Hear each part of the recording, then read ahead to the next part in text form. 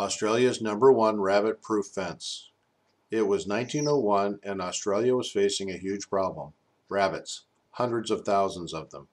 They were threatening to overrun pastures, orchards, crops, and plantations that provide food and income for farmers living on the western side of the continent. Rabbits introduced to Australia. Back in 1859, an Englishman, Thomas Austin, brought 24 rabbits to Australia's eastern state of Victoria. Never before had there been any rabbits on the Australian continent. Austin and other homesick English settlers thought rabbits would remind them of the green fields of home. They also felt the creatures would provide them with game to hunt. There was one problem. The rabbit population swelled. Before long, the rabbits spread through Victoria, New South Wales, southern Queensland, and South Australia. Worse, the animals had begun marching west. Austin had no idea that the rabbits would multiply so swiftly and overpopulate the land. Yet there were no natural predators to stop them. Like an enormous army, hordes of rabbits advanced westward. The furry creatures crawled through the wheat that covered most of Western Australia. They were so numerous that they were referred to as a gray blanket.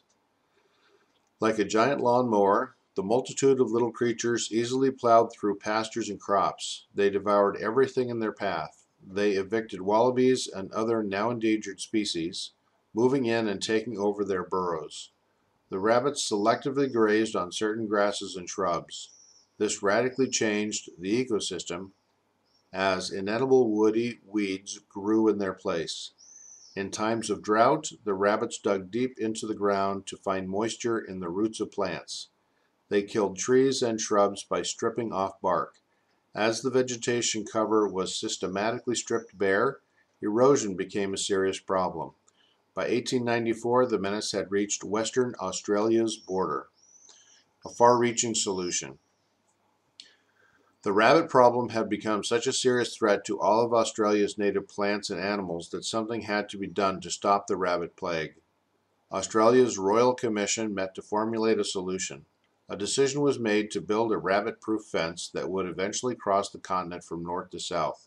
Private contractors were hired, and in late 1901, construction of the #1 rabbit-proof fence began. Bridges to cross. Building the fence was extremely difficult.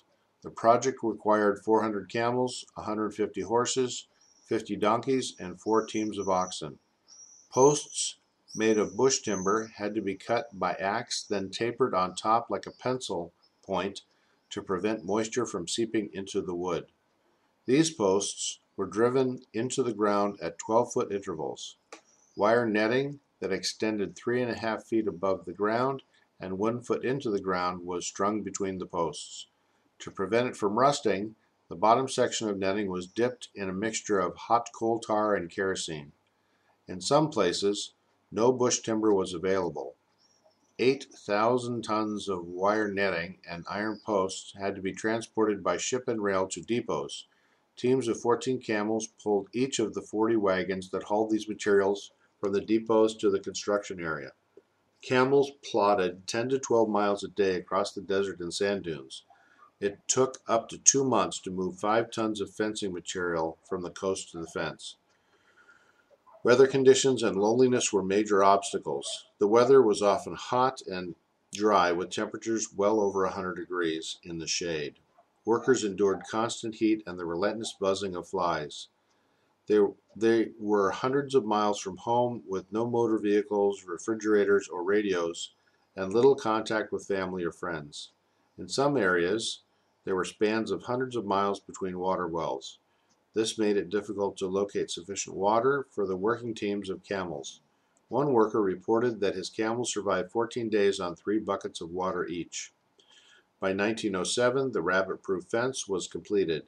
A second and third fence line had been added when rabbits were found west of the original fence.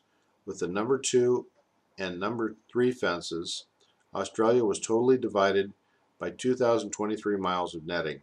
In 1907, the 3 parts of the rabbit-proof fence made up the longest fence in the world.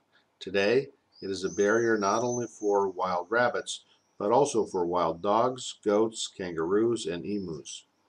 No one could have imagined the consequences of Thomas Austin's decision to bring rabbits to Australia in 1859. Who could have ever known that it would take what it would take to contain 24 rabbits?